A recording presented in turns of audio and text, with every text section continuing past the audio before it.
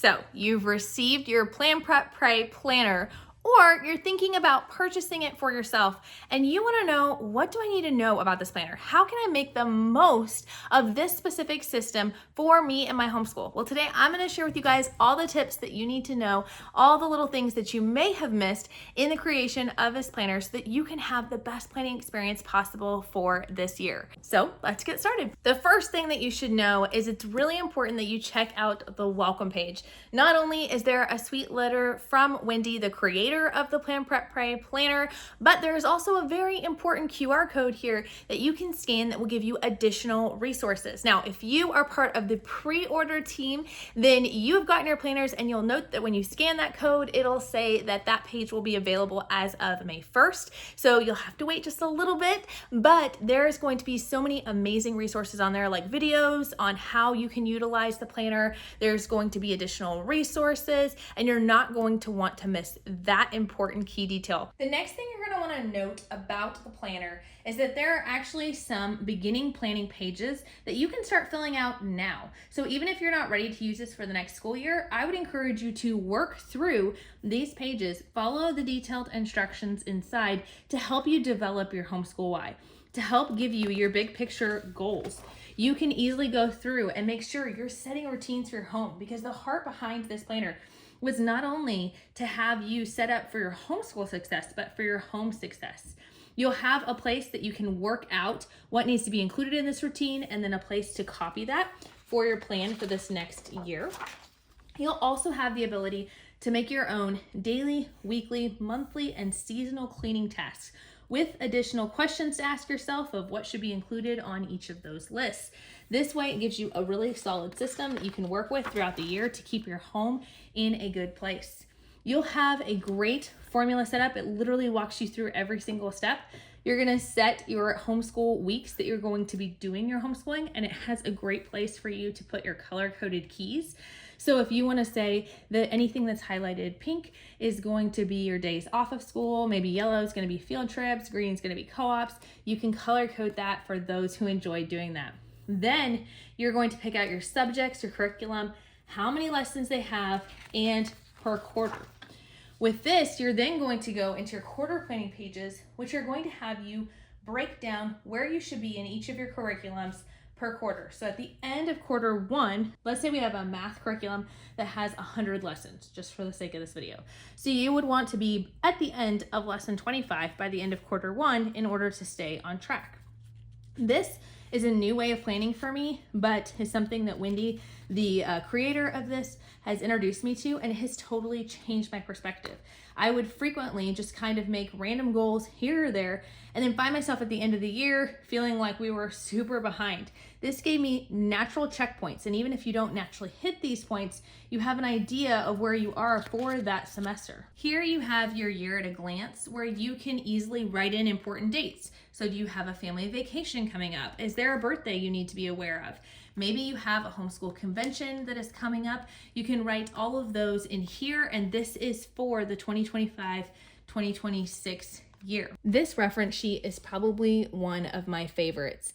It has an attribute of God, 12 attributes of God, and 12 verses that you can commit to memory this year.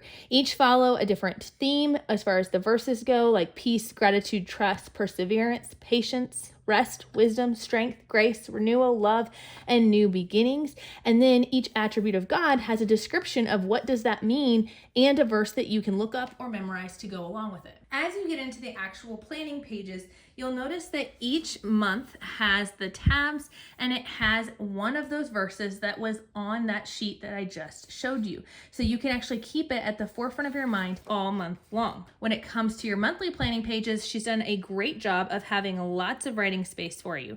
But you might miss the fact that she has a priority spot for you. This is helping you to know what is your priority for this month. So for August, it might be to start the school year off strong. Or maybe in 1 month, it might be that you want to really work on spring cleaning in your home or saving for a car. Any kind of goal, home, homeschool, or home management can go in this area. And then again, you have a note section on the side. So if there's notable dates, or maybe there's certain tasks that you need to complete at some point in this month, but they're not tied to a specific date, you can write those here. Another favorite part for me is the intentional prayer. Now, there are one of these sheets per month, and the goal with this is to really encourage you to put down 2 or 3 things under each of these categories. Now, you can rotate through what the things are that you want to pray for, or you can keep praying for the same things until those prayers are answered.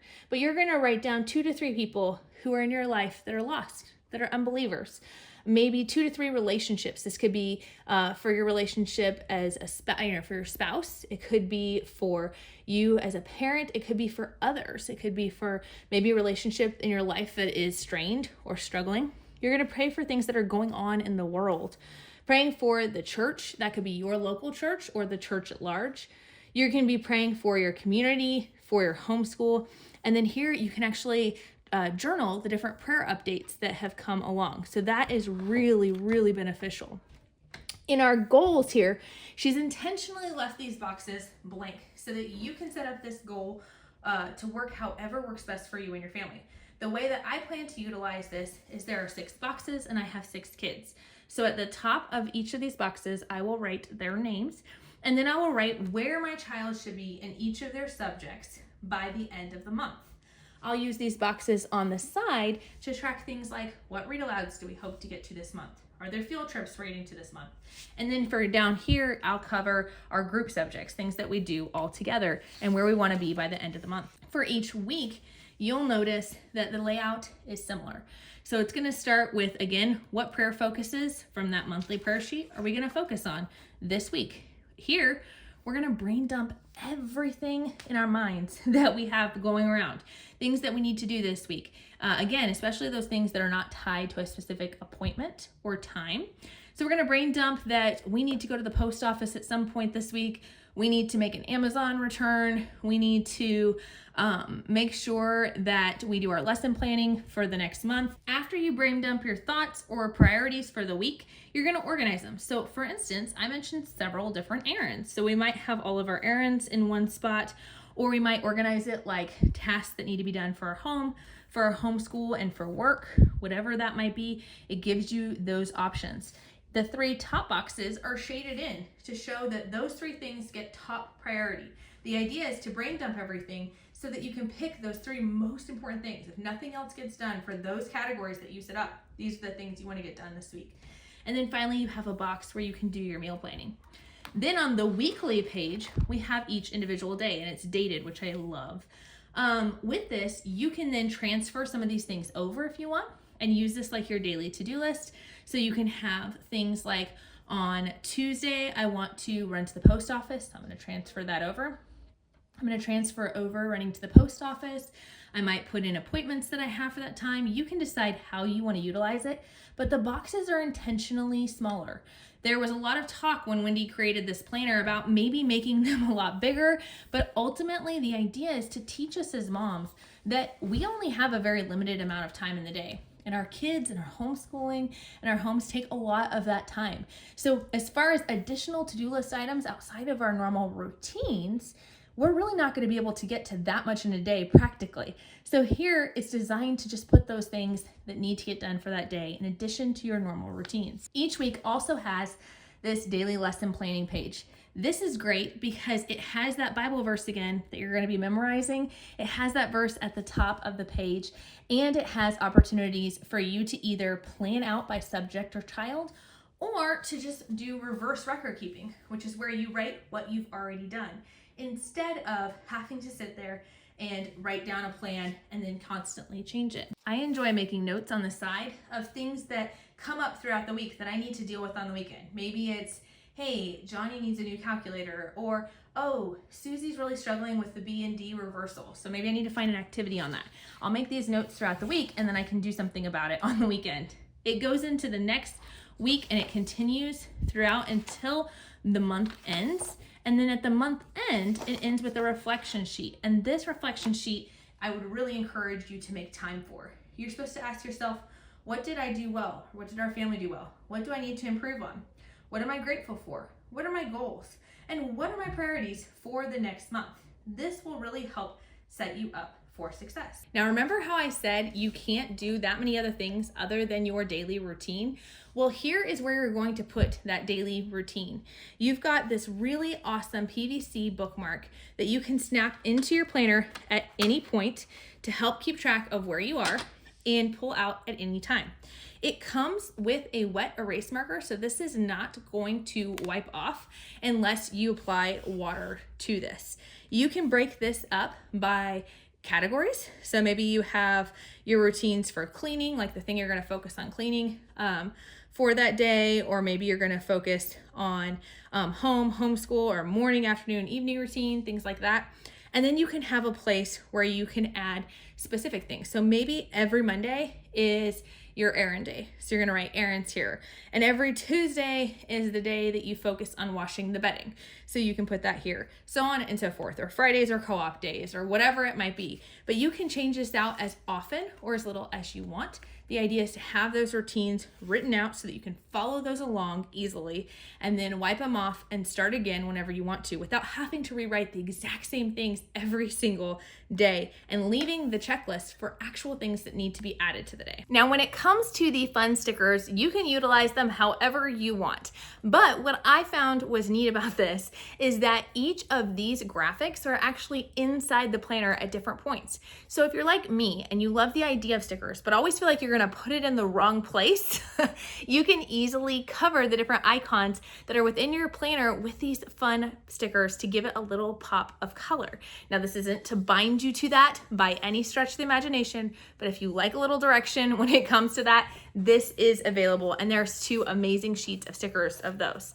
For this page of stickers, you'll notice that there are different check boxes. Some are circles, squares, hearts, and then you've got little butterflies. These are for anywhere in the planner that you would like check boxes to be added.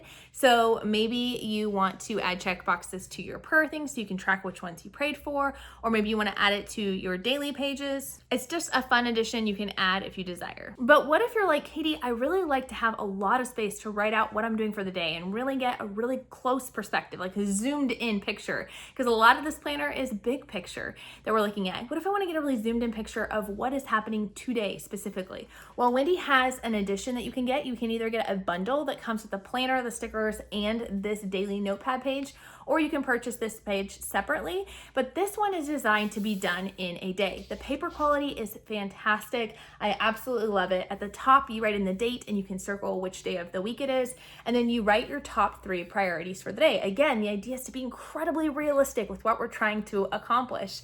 So we're gonna write in the 3 priorities for the day. There's an encouragement to be grateful for or to pray for something each and every day. And then it gives you, again, a short checklist. This is not a checklist. Right here is your checklist for the day, beyond your 3 things. So we're gonna start with the 3 priorities for the day and then fill in a couple other things that we would love to get to, but if we don't, it is okay. It's got a notes section. So I love this. One day I was traveling, so I put out my schedule, and then in my notes section, I just put what are the things I need to pack. You can brainstorm anything you like there. It has a place for you to put your breakfast, lunch, and dinner. And then it has a daily habit tracker. So you can put things like make sure you drink your water, or make sure you do your devotions, or connect with your hubby, or whatever it might be. And then this section is something was new to me until I met Wendy, is that it has a place for you to actually time block things. So it's very easy for us to make long to-do lists of lots of things that we want to get done, but reality sets in and we realize we can't do that in the amount of hours we have in a day. So the encouragement here is, as you put things on your list, block off the amount of time it'll take and when in the day you're planning to get this done. You'll quickly realize you either have too much or maybe too little on your list and you have a little bit more space, and it helps keep you on track for the day's tasks.